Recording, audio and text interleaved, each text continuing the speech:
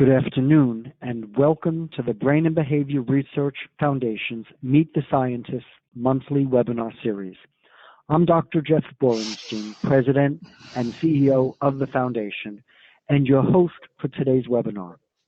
Today, Dr. Mark George will present what's new with TMS for depression and other brain diseases. The Brain and Behavior Research Foundation is committed to alleviating the suffering caused by mental illness by awarding grants that will lead to advances and breakthroughs in scientific research. The Foundation is the largest private funder of mental health research grants. Since 1987, the Foundation has awarded more than $380 million to fund more than 5,500 grants to more than 4,500 scientists around the world. 100% of all donor contributions for research are invested in our grants to scientists who are working to find breakthroughs in disorders such as addiction, ADHD, anxiety, autism, bipolar disorder, borderline personality disorder, depression, eating disorders, OCD, post-traumatic stress, and schizophrenia. I'm delighted to introduce Dr. Mark George. Dr. George is Distinguished Professor of Psychiatry, Radiology, and Neurosciences at the Medical University of South Carolina. He is a member of our Scientific Council, was awarded the Foundation's Falcone Prize for Outstanding Achievement in Effective Disorder Research in 2008, was a Clearman Prize Honorable Mention for Exceptional Clinical Research by a Young Investigator in 2000. He was also a Foundation Independent Investigator Grantee in 1998 and a Young Investigator Grantee in 1996. Today's webinar will begin with Dr. George's presentation. This will be followed by a question and answer period. To submit your questions, please use the Questions tab on the control panel on your screen. Feel free to submit your questions throughout the presentation. Following the presentation, I'll present your questions to Dr. George, and we'll address as many as possible in the time allotted. And now, I'm pleased to introduce Dr. Mark George. Mark, the floor is yours. Okay. Can you see me and hear me out there? Yes. Wonderful. Okay. Good. Let me invoke presentation mode, and here we go. So, thank you all for tuning in. I understand there are over 1,000 of you scattered across planet Earth, mostly in the U.S., but not exclusively.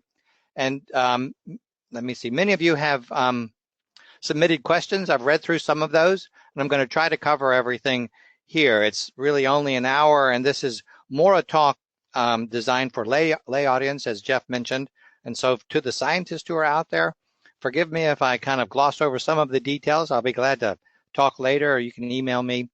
But I'm trying to kind of provide an overview for the Brain and Behavior Research Foundation audience. This is a picture of beautiful sunny Charleston, South Carolina, which is not so sunny today. It's a little bit cloudy, but that's okay. I'm delighted to be here with you. So I'm a clinical psychiatrist and a neurologist, and got my training here, went off to Queen Square in London, learned how to do PET scanning, and I stumbled onto transcranial magnetic stimulation while I was there in 1989. Then I went to the NIH and worked with Bob Post and Mark Hallett. And then I was able to return to Charleston in 1995 and have been here ever since. Before I get started, I have to talk about conflicts of interest and acknowledge different groups. And you notice under the foundations that have supported my work, I list first NARSAD, because in 1996, when I came down to Charleston, and I was trying to do the pioneering work with TMS and depression, it was not well received by the scientific community. The NIH did not think it was credible science, and I couldn't get any funding. And NARSAD provided critical funding that kept the ideas that you're going to hear about alive. And I have been grateful to NARSAD throughout my career because they allowed all this to happen. And so I'm glad to give back in this talk and in any other way. I have partnered with industry because a lot of these technologies have grown up, and I think that good researchers need to work with industry to help them not make mistakes and to develop new products. For the last 15 years or so, I've not taken any money from anybody who makes a TMS machine because of my roles in the NIH trial and then a recently completed VA trial. So I don't invest in any of these and don't have any conflicts of interest. So this is the first slide that I like to start out with. So many of us are schooled in psychopharmacology and drugs, and I certainly do prescribe medications for my patients. I take medications. I believe they work. But I think we were so wrapped up with medicines like Prozac and serotonin that people forgot a really important part about the brain. This is a picture of a nerve cell and what's called a synapse. And when the nerve depolarizes, these chemicals here called neurotransmitters get released, and they go in and they're picked up. And this is the magic of pharmacology, and drugs like Prozac or Ritalin or any of the medicines that we have work here, and they do work. But what we forgot when we were focusing so much on the synapse is that what sets the whole chemical messengers in place is actually the fact that the brain is an electrochemical organ. In fact, the brain is electricity, and electricity is actually the currency of the brain. So before any chemicals are released, they're released precisely because electricity comes down the nerve cell and releases the chemicals, and all the chemicals do is decide whether that electrical signal will be passed on to the next neuron or not. So in some ways, electricity is the driver of the brain, and chemicals are but the necessary steps between cells. And so when we remember that, we can kind of say, wow, so pharmacology actually is a slave to electricity. And if we can put electricity into the brain and communicate directly with the brain through electricity, we should be able to do really remarkable and powerful therapeutic things. And so it's been a delight to be in my career because I'm watching this whole new area of medicine kind of explode. And I'm the editor-in-chief of a journal devoted to brain stimulation. And I have to say, every morning I wake up and there are 10 or 15 new articles about all these wonderful new technologies and what we're learning about them. And it's just a very exciting time to be in neuropsychiatry and this discovery of brain stimulation. So you can see that it brings together lots of different fields: psychiatrists, neurologists, engineers, neurosurgeons. It's a really wonderful way. And what I keep looking for is some background rules about how the brain works with electricity that are common to all the different areas. A concept that I sometimes call consilience, the coming together of new and novel ideas when people that normally don't talk to each other begin to share. And that's happening in brain stimulation. So here's a list of all the techniques. The ones up on the top are FDA approved for something. The ones below that are in various stages of discovery. I certainly don't have time to go into all of these, but just to acknowledge that what I'm going to talk about, TMS, is one technique in the setting of a whole new kind of chest of treatments that we're developing. This is what TMS does. So this is a cartoon. What we do is we pass electricity through a wire, copper wire, and because of the rules of Faraday's laws and Maxwell's equations, we know that whenever electricity flows, there's a magnetic field. While electricity gets stopped by things like skin and skull and rubber, magnetic fields flow through those transparently. And so the magnetic field flows right through the skull, and because it's brief and turning on and off, it actually induces electricity in the surface of the brain. So at the end of the day, we're actually electrically stimulating the brain. I call TMS electrode-less, meaning there's no electrode-less electrical stimulation, to remind everybody that although we're using magnetic fields as the trick, we're really electrically stimulating the brain in an alert, awake person, which is a really remarkable tool. So we can use TMS in several different ways. We can use it as a research tool to ping the brain and see what happens, how the brain's connected. We can actually fire TMS at high rates and temporarily turn off a part of the brain. We can produce speech arrest. Or, and this is what the rest of the talk is going to be about, we can use it as a potential treatment tool. So, does rTMS work in the treatment of depression? I think the answer is unequivocally yes. But the theme of this talk is that we can continue to make it work better by refining actually where we stimulate in the brain, manipulating and combining what the person is doing while we're stimulating. This is a really interesting area. There are different ways that we fire the TMS, what's called a frequency or the patterns, and those tend to have really important effects, sometimes actually divergent effects. So you can change precisely what TMS is doing simply by making it go slowly or go fast. And there's no medication that you can make do and undo by changing a dose. So it's really an interesting tool. And we're trying to understand when we have acute effects, how do we keep effects lasting? So what's the durability, and how do we keep people depression free once we get them there? So a lot of the questions that I've gotten before this talk are about everything other than depression, and I don't have time to go into everything. But the answer in all other areas is a definite maybe. So the largest body of scientific evidence is that TMS can have both acute and more chronic effects in treating pain, either postoperative pain or acute pain, or sometimes pain syndromes like fibromyalgia. There's a large body of evidence that it works there. And when people ask me, where other than depression should we be using TMS, I say pain hands down in terms of the body of scientific data. There are also pivotal studies underway. And what I mean by pivotal is that there have been pilot discovery grants that show a likely effect, and then somebody, usually industry, has decided to launch a multi-site, prospective, randomized clinical trial in each of these three disorders, the results of which, if positive, would result in FDA approval. And so the areas that have reached pivotal study research discoveries are obsessive-compulsive disorder, post-traumatic stress disorder, and smoking cessation. So I can't really go into the full body of work in each of these disorders, but what's pushing these towards potential clinical use, FDA approval, is that we've gotten smarter about how to do TMS. When I first did my first depression patient way back when I was at the NIH in Washington, I'll never forget my mentor, Bob Post. I was meeting with him the night before and going over everything, and he looked at me and he said, "Mark, what are you going to have people do while you're doing the treatment?"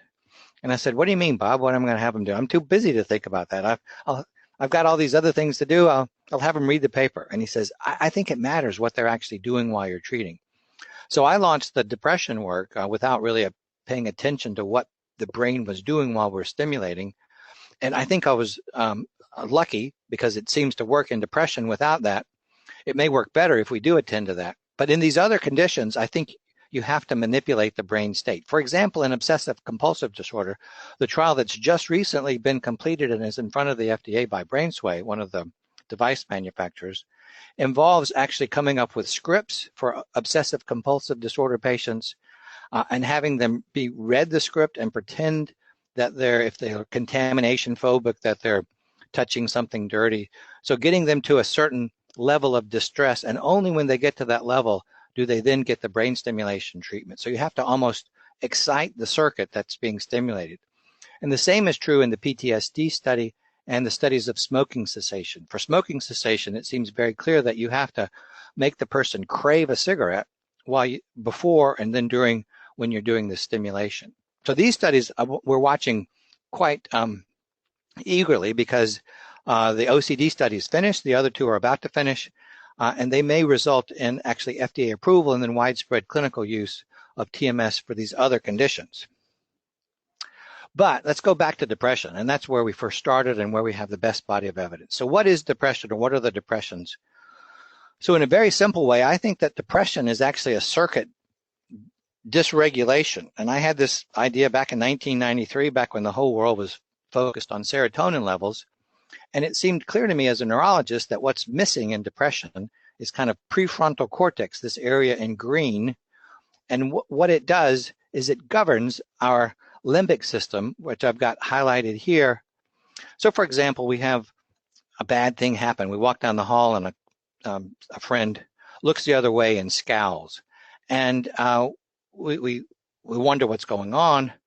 That information goes to our prefrontal cortex, and in health, we say, well, maybe they're having a bad day. I wonder if their wife's okay. I wonder if they've gotten fired. I wonder if it's politics.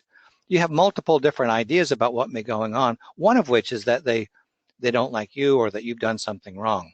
When I talk with depressed patients, or actually when I had a depression, just to be very open and honest and non-stigmatizing, when I was in my depression years ago, I could only think of one interpretation of that event, and that was that person's angry at me, I'm not worth anything, and I did something wrong. And so in depression, we lose the ability that our cortex has of creatively thinking through the world and coming up with multiple different hypotheses and then regulating our limbic system. And so my idea was that if the prefrontal cortex is not working correctly, perhaps we could use TMS and repeatedly stimulate that part of the brain without causing a seizure and get the circuit back online. And it appears that works. My idea way back then was absolutely correct. Let me tell you more.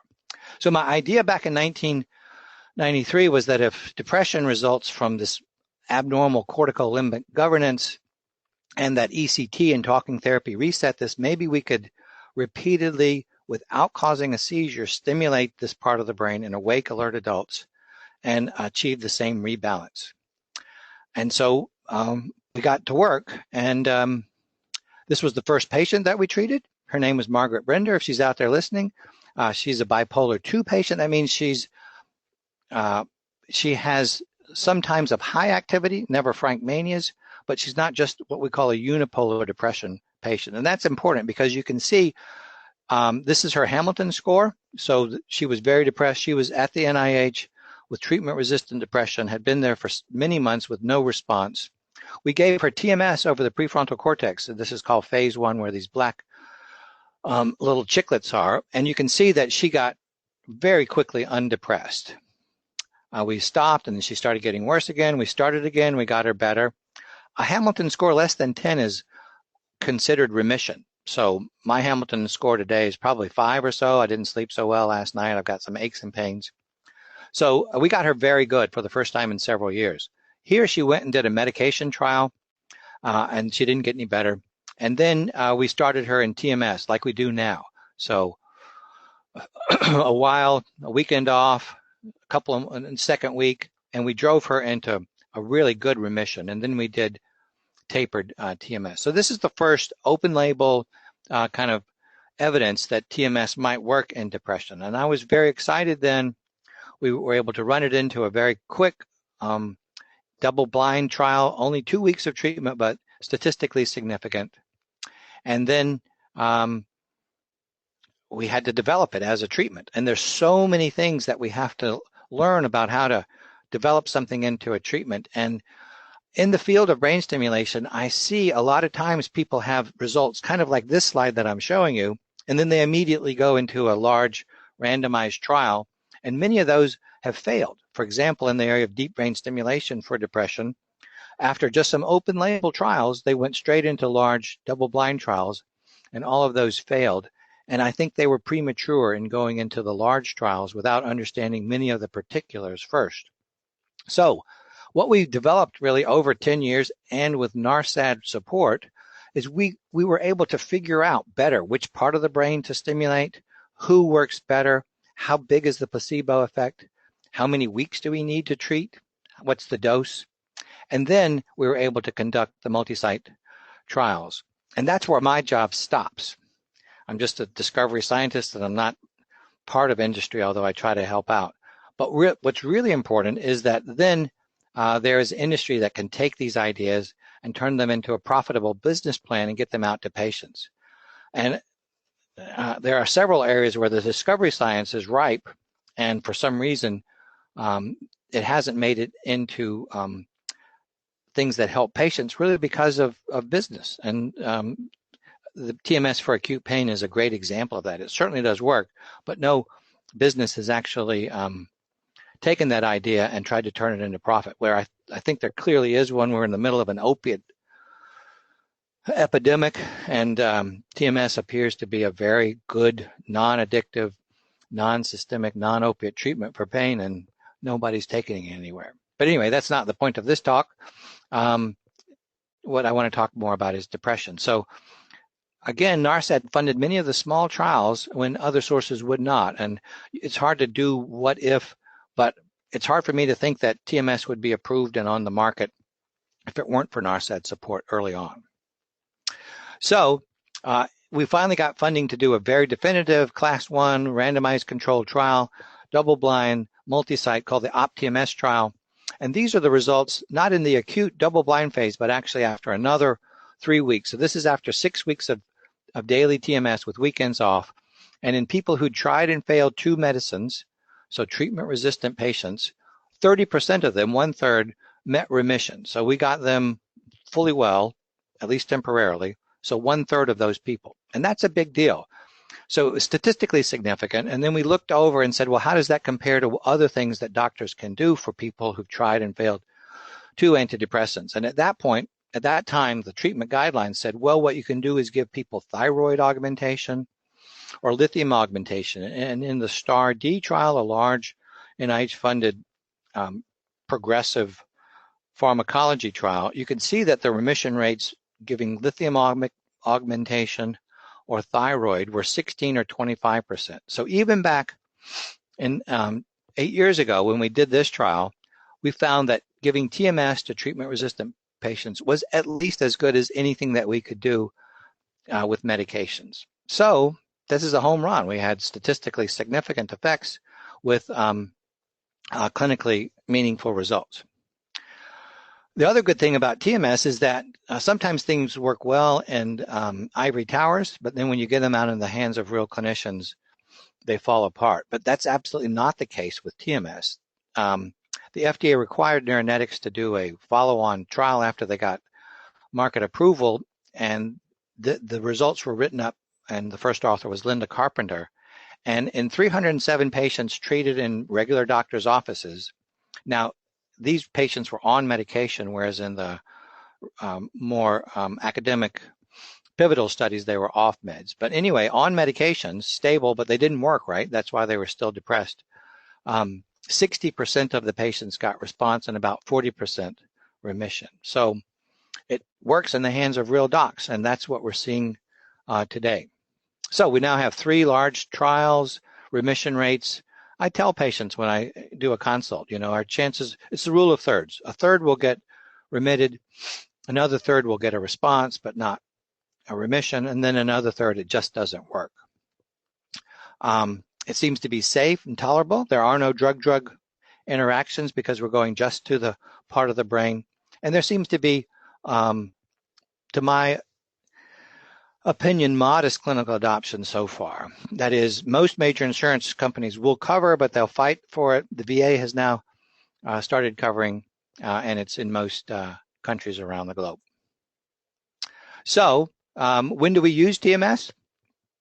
Not many studies have done it in first line, but I have certainly treated lots of patients who've really not tried anything else, and they choose TMS because they're worried about side effects, or they just choose it. And in those patients, our remission rates are really terribly high.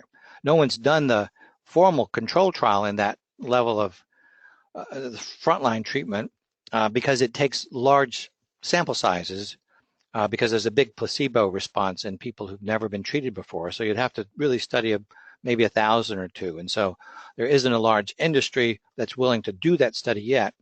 So most of the studies have looked at people who've tried and failed 1 or 2 or 3. And this is where we're clinically using TMS now.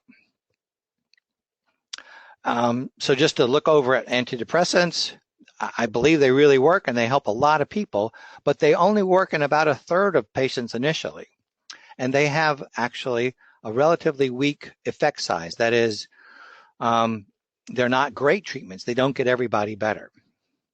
And they may improve as we understand more about genetics. I'm not saying that we shouldn't, but we need to understand the reality that medicines don't work for everybody and things like TMS are needed. So there are side effects, and the really wonderful thing about TMS is that you have none of these. No sexual dysfunction, no appetite, no dry mouth or blurred vision. The other thing is that as you go along the mechanism of treatment resistance, the actual incidence of side effects goes up. So having a treatment like TMS that doesn't have side effects is a real good option for clinicians. It's important to realize that TMS is not ECT. I get this question asked a lot. So is TMS just ECT? And the answer is no. TMS is really not a replacement for ECT. It's really a different modality, a different mechanism, and I think it should be used much earlier in the course of care for most people than would be ECT. I use ECT, or I'm in charge of the ECT clinic here. I rotate on the ECT service frequently. And when patients have psychotic depression, especially if they're acutely suicidal or catatonic, we go straight to ECT and we'll bypass using TMS. And for those people, it's a lifesaver. We do know that some people who fail ECT can respond to TMS, and we often have people who try TMS who fail and then go on and get ECT. So they're really not the same treatment, and in a staged approach, in general, TMS should be used before we go to ECT, but not always. I used to worry that TMS actually might replace ECT in our service here, and as we've grown our TMS use, our ECT service has actually doubled and gotten twice as busy. And the way that I understand that is that there are a lot of people out there with depression who suffer and just go medication shopping or even don't bother their doctors and suffer for years. And with TMS, they then say, okay, I'll come in and I'll get a treatment. And then they get to know doctors and get hope back that there may be something. And then whereas before they would never have considered ECT if they don't respond to TMS, they then give ECT a chance, and it works in 60 to 70% of those people. So I think we're actually a rising tide floats all boats. That is, we're getting more people interested in brain stimulation treatments for depression who are deciding that they don't want to live their entire life depressed. There are no head-to-head studies comparing ECT and TMS. In my humble opinion, ECT is a more powerful treatment than is TMS as we currently do it, but there certainly are differences in side effects. The VA, as I said, has a network now going out across the nation of 40 machines. These are all linked together and are sharing their outcome data. And it's a wonderful mechanism that the VA has put together to try to systematically look at who should get better with TMS, who not, and figure out how to move forward. So there are now 6 devices FDA cleared, and there are guideline manuscripts out. Here's a look at the 6 devices that have been cleared in the U.S. for FDA approval for depression, FDA cleared. The one up in the left here is the NeuroStar system. That was the first in 2008 to get approval. In no particular order, the others are NextStim, BrainSway, MagVenture. This is a Russian group, iCloud Neurosoft, should be Neurosoft, and then MagStim here. It's unclear whether some of these coils are better than others, whether there are differences in side effects. All that is being worked out now. Okay, where do we stimulate? Well, when I first started this, I had a silly rule where I said we can find the area that makes your thumb twitch, and then we should measure 5 centimeters forward. Turns out that in some people, in about a third of people, that doesn't actually get you into the prefrontal cortex. And so largely we recommend now that people use what's called F3. This is an EEG coordinate, and you can get there with just 3 simple measurements. And this takes into account the size of the head. And so if you have a big head, you will likely still be over the prefrontal cortex using the F3 system, whereas with the 5 centimeter rule, you may not get better because you missed the target. Whenever I've been treating a patient for a long time and it's getting to be the 4th or 5th week and they're not getting better, I always worry, are we just missing the spot? And how would we figure that out? And if we really need to get into this circuit, maybe we should just image the circuit. And then for that person, if we can image it, we could find the spot and then we'd get them better. So there are lots of different research studies that are trying to get at that. Not to get too complicated for this audience, one is that you can put people in a scanner and just have them do nothing. And then you look at brain activity in different regions and you ask the question, well, when one part goes up, what goes up with it? Kind of like looking at a motor and what revs with or without. And you can get a thing called resting state functional connectivity. So if we really do need to go to deep in the brain, we could say, computer, show me the areas that are changing now here, and is there a spot in the cortex that's changing along with it, either in harmony or in anti-harmony. And then we could go with the TMS coil to that spot.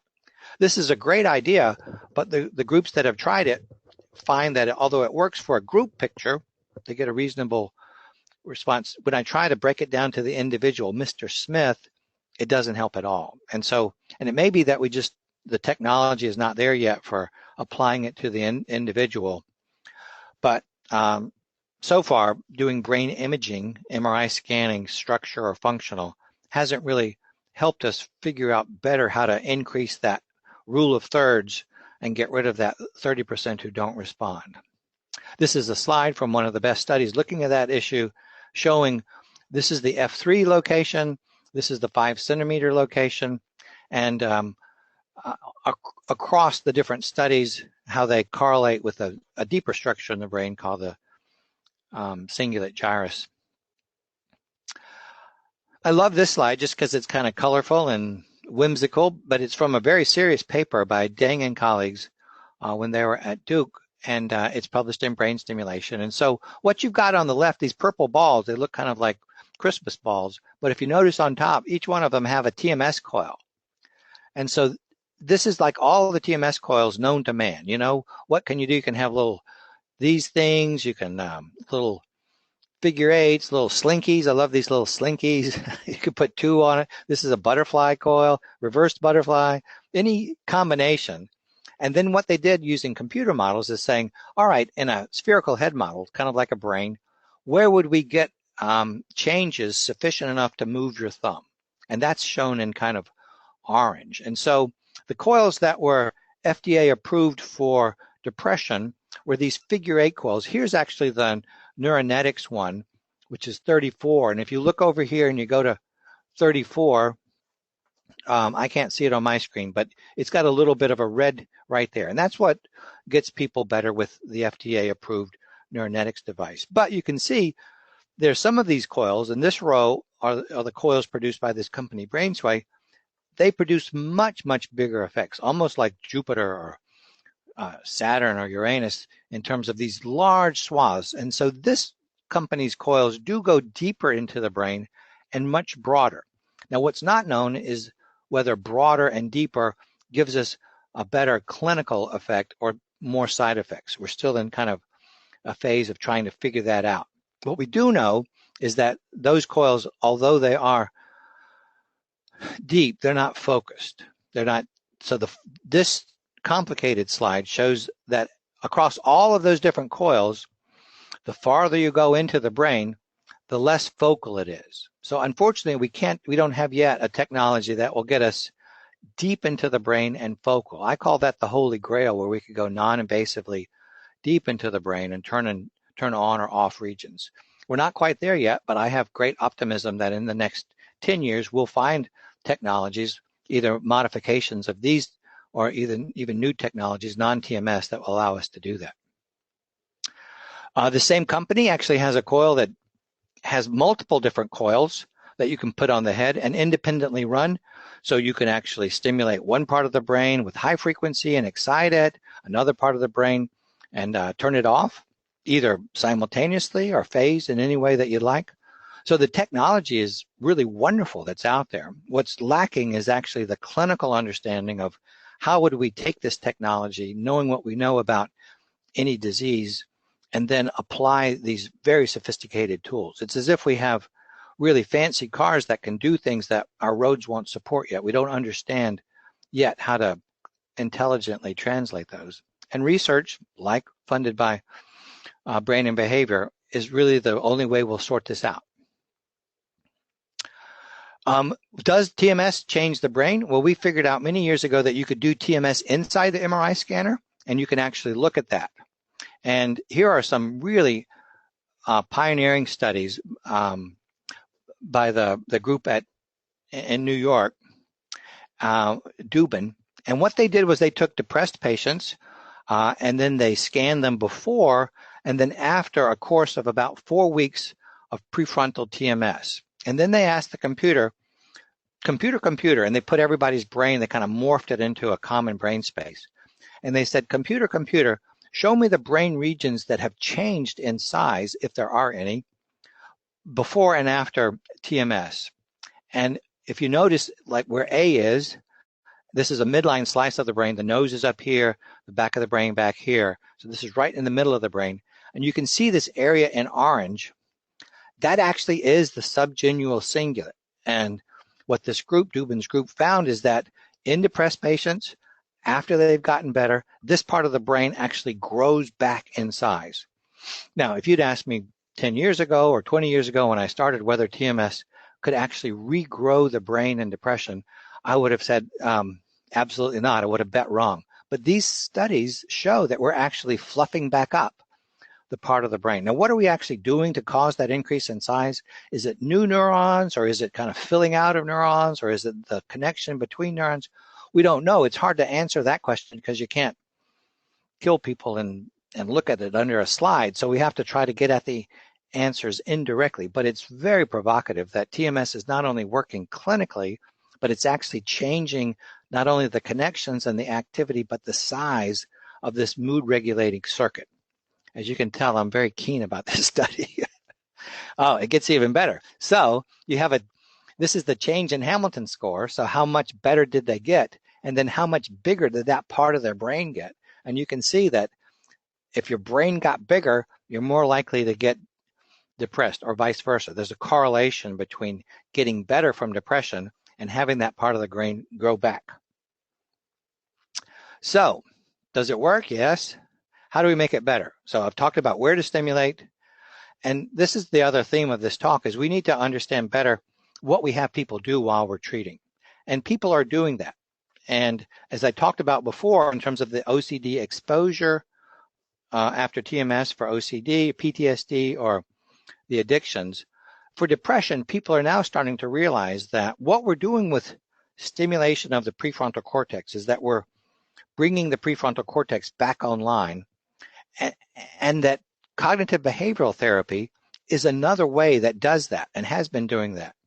And so if that's what we're actually doing physically with TMS, wouldn't we get better results or more long-lasting results if we had patients doing cognitive behavioral therapy either during TMS or immediately after, so that they go to the gym, they lift the weights, and we do cognitive behavioral therapy so that those changes that we induce with TMS get self-taught and kind of locked in.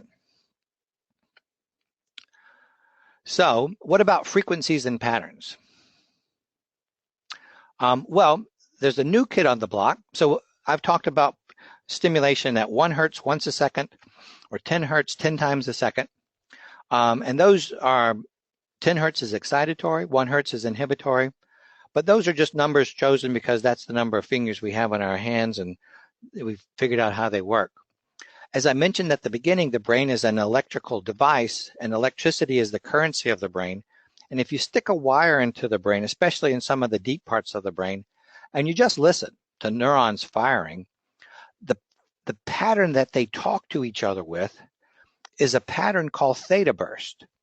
And what theta burst is actually a small burst of frequency at about 50 hertz, and then that's repeated at 5 hertz. That's what the theta comes from. So it sounds kind of like this. Brip, brip, brip, brip. So you get little triplets or quadruplets of fast frequency at a carrier frequency of 5 hertz at theta burst. And that is what the brain uses to talk to itself. So it's really the language of the brain. And so some very bright scientists, John Rothwell, Huang, and others, said, well, if that's the language of the brain, why don't we fire that back through our TMS coil? And sure enough, when we stimulate the brain with theta burst, we tend to get more potent effects than we do when we're doing just once a second or 10 hertz, which is what's FDA approved. So there's a lot of excitement about using theta burst to communicate back to the brain. There are several different reasons for the excitement. It is our most potent way of stimulating brain and brain preparations, and we can produce a thing called long-term potentiation or long-term depression. So over time, what we're doing is making a part of the brain more, a circuit more synchronized, or we're actually making it no longer play together long-term depressed. So theta burst, either continuous or intermittent, is very powerful at that. So there's a lot of interest in potentially using theta burst as an antidepressant treatment, in part because it applies a lot of stimuli in a very short time, and it may be more potent so that you don't need as many stimuli, all of which translates into a shorter time in the chair. So a typical TMS session lasts about between 20 and 30 minutes. With theta burst, you may be able to deliver a treatment in 5 or 10 minutes. So that decreases the burden for patients, and it actually changed the economics. So then you could see a lot more patients in a clinic in a day, and it may make it easier for doctors to afford to deliver TMS. And other people are also incorporating either theta burst or just taking the things that we kind of laid out in the early days and modifying them, where they're giving lots more sessions in a single day rather than one treatment a day. In this study out of Korea, they treated 15 sessions, which is about 3 weeks worth, and they would do that in 3 days. And they found that it works, and it works more rapidly, and that the long-term effects are just as good. So there's a lot of interest in accelerated treatments where instead of going once a day, you can go and get bursts of treatment.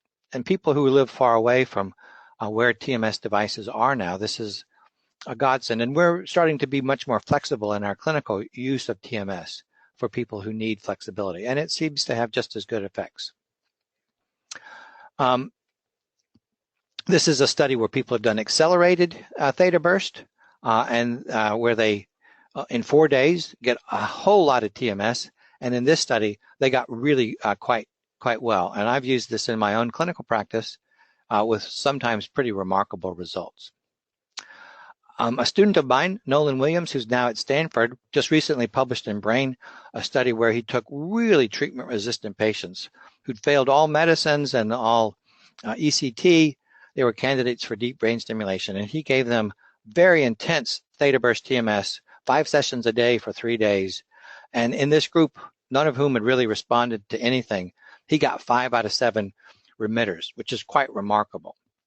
Unfortunately, there was a quick relapse about several weeks later, but I mean, if you have an effect like this, you could easily go in and do another dose and see if you can get sustained effects with repeated dosing. Unfortunately, it's open label. We don't know what's placebo, but this is a group that's highly unlikely to have a placebo response, but you never know. So he's quickly now trying to do a double-blind study. So the important point is there's nothing sacred about this one treatment per day every weekday. And it looks like there may be a total dose and that novel delivery patterns are quite possible. And that fits better with what patients and clinics need.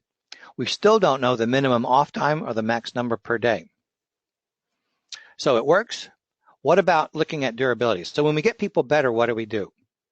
Well, here's the real ugly problem in management of depression, and people don't talk about this enough. So this is from the STAR-D trial. So these are the numbers. Level 1, they haven't tried anything. You can get a third of people remitted. Then you put them on a second antidepressant, you get another third remitted. That's great. 60% of people can get to remission with either 1 or 2. But if you fail those first 2, your chances of responding to the next one are 13%. If you also look not only at the acute response, but what happens a year out, the probability of having a sustained benefit, so what's happening at 12 months and then multiplying those 2 together, you can see that if you fail 2 medications, your chances in level 3 of getting a treatment that get you well and keep you well over a year are less than 5%. 5%. This is really bad news for a lot of patients with depression. And so we really do need treatments for these people who failed two treatments. This is a slide and analysis that Harold Sackheim put together. So this is where we're going with TMS. Can we help these people who have terrible outcomes do better? One of the first studies was sponsored by Neuronetics, where we took depressed outpatients medication-free, and we treated them to remission. We got a 73% remission rate, pretty good, actually response rate. And then we randomized them to getting 1 TMS treatment per month or the other people we just talked to once a month. And then if people started to relapse, we retreated them. We did a rescue treatment. The good news is that everybody, when we retreated them, got better. And in the group that got one treatment a month, they had longer time to relapse. So it looks as if they stayed well longer. It's a small effect, not statistically significant in this study, but I think we underdosed. Just one treatment a month may not be enough. So it's possible to maintain people. These are all off medicines, so they stayed totally off medicines for an entire year. The other good news is that people respond to TMS. It's almost always the case that they come back and respond again. How long do we treat? So the FDA approval is 6 weeks. What happens when somebody's there at 6 weeks? Do we give up? Do they go on to ECT? Linda Carpenter and I asked to look at brain sway, and in their FDA trial, after people got randomized and then treated, they continued for another 6 weeks without breaking the blind, getting whatever they had been on before. And what they found is that in people who were not responders after the first 4 weeks. I'm sorry to interrupt. There was something happening with your headset. That there was a. Okay, go ahead. Try it. It's doing that again. Okay, let's try again. I need to go back. No, go ahead. Go ahead. Okay. Anyway, the point here is that people who we're still having that problem. Can you verify that it's plugged in correctly? There's no issue with the. Okay. Is that any better? No, still problem. Oh, I'm sorry.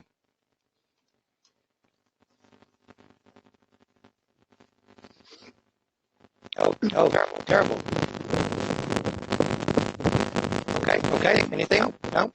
No, not better. How about if I unplug and replug? Yep, please.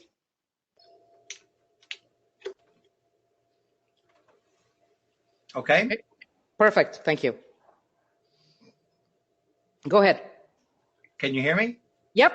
Go ahead, please. Okay. So the point here is that in people that we would give up on after 6 weeks, after 4 weeks, if you give them another 6 weeks, you can get a substantial number of them remitted. And so it may be that we need just longer treatment for people who've been more treatment resistant. This is important to know. It may be that we can get people better with just a lot more TMS, but that raises issues of, what can people afford in terms of chair time or what the cost might be. So with Herculean amounts, 10 weeks, we can increase the remission rates, but at what cost? So if we're actually sending people to the gym with each treatment, can we just make the trips to the gym better in terms of maybe with Theta burst or more efficient? And that's the work that's underway now. Before I close, I want to talk about rhythm. And we stimulate so far without understanding the brain's rhythm, but there is a concept where if you can stimulate with the brain's rhythm, you can have bigger effects. And there's a company called NeoSync who has a form of weak synchronized stimulation. And they have done one clinical trial that was positive, but not enough for FDA approval. And this is the trial. And then they are now in the middle of and almost finished with another potentially pivotal trial. In that trial that was published, 12 subjects weren't stimulated at their alpha range, which is what we think is the point that's important, and none of them got better. And if this is approved, if it's positive and it's approved by the FDA, this device has been modified so that it could potentially be used at home. And so there's the option that we might have some form of TMS able to be used under physician supervision at home.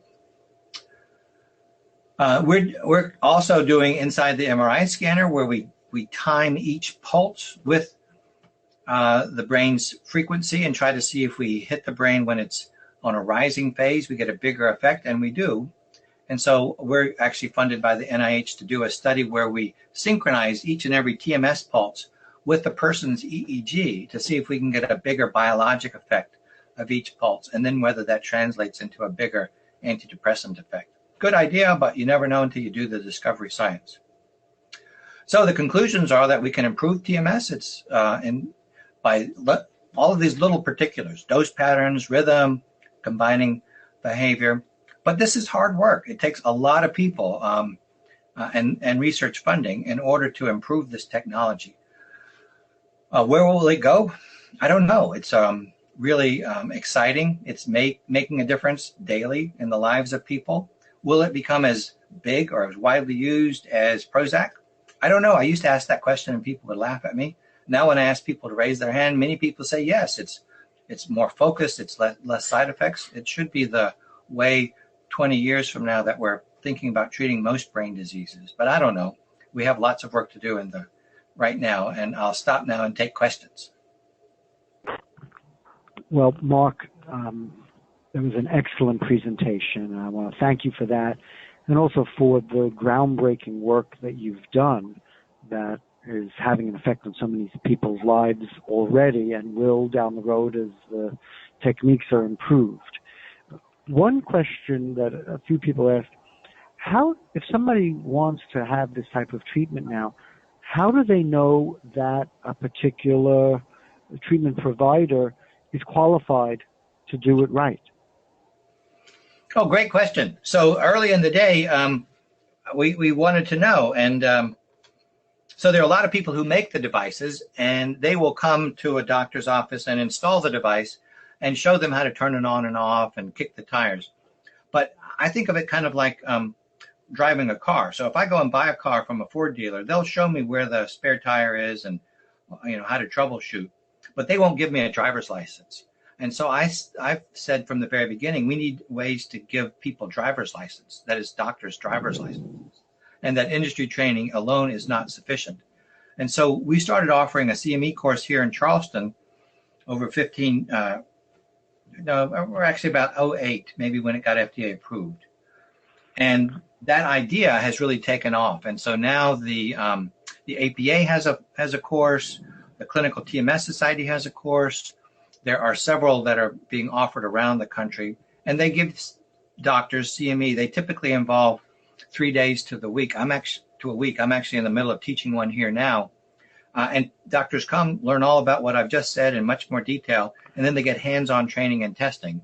So you just ask, have you had a CME training course? And if they say yes, then that works. From the Carpenter study, that seems to be sufficient in order to get good results.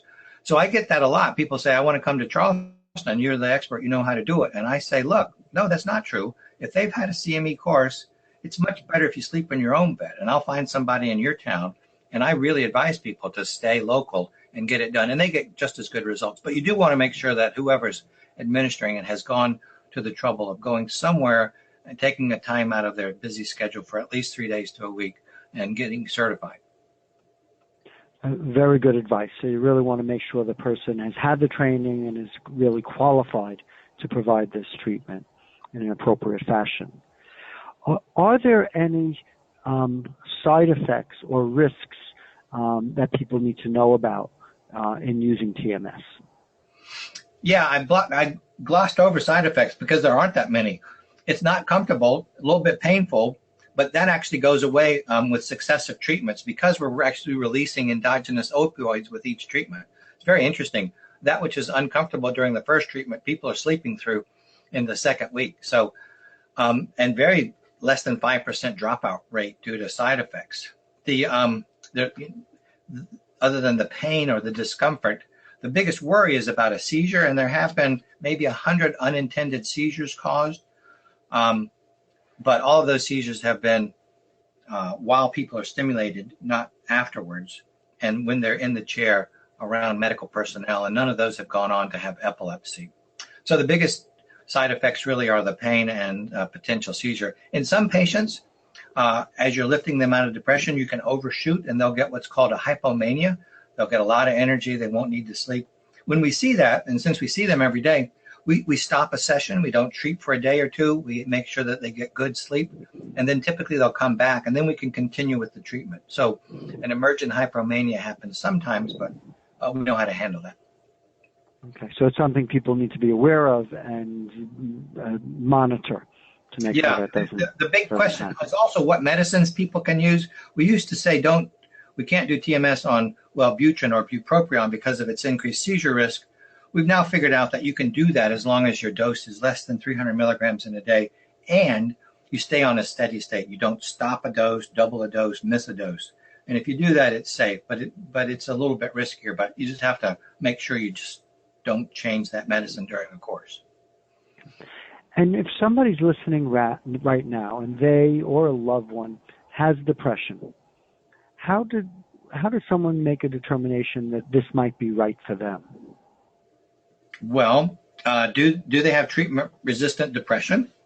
Have they tried and failed 2 medications? And if the answer is yes, then I answer that question by what would I want, or either myself or my loved ones, and I'd want TMS.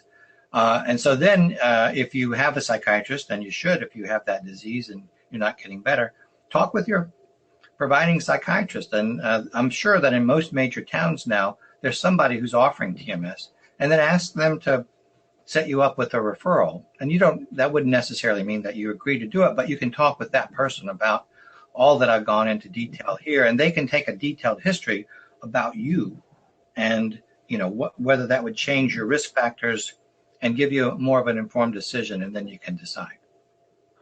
So one, from your perspective, clear indication would be 2 medication trials, both of which failed. You went over the statistics earlier in terms of the STAR study and those numbers about, if you fail 2, the odds of failing a third are high.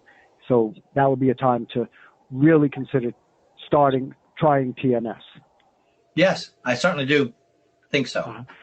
Okay. And how about somebody hasn't had medication or any other treatment? What would be, what's the thinking behind trying TMS first? Well, it's not FDA approved, and it's a lot of trouble. You got to come sit in a chair. It's a little bit expensive, more expensive than a medicine. So it's more trouble. However, there are people that have resources and choose to do that. And it works great. It works absolutely fine. So there's no reason not to. It's just that it's more expensive and a little bit more bother to go and sit in the chair every day as opposed to reach in the pill, into your medicine chest and take a pill. But there's no reason not to. It's not FDA approved, but it certainly does work. And I want to just ask you to say a little bit about what you brought up earlier in terms of pain management, given the concerns we have now appropriately about pain medications and addiction, a little bit about the use of TMS for pain management. Well, I'd love to do another webinar maybe, but okay. Jeff Burkhardt years ago discovered that. We're going to sign you up for that without a doubt, but yes, so give us a preliminary. Discovered that you could give us a single dose of TMS prefrontally, so 20 minutes right after people came out of surgery, and it would cut the amount of self-administered opiate by 40%. I was amazed at the effect size. I said, Jeff, I can't believe that. He went and did it again, and he's now replicated that several times.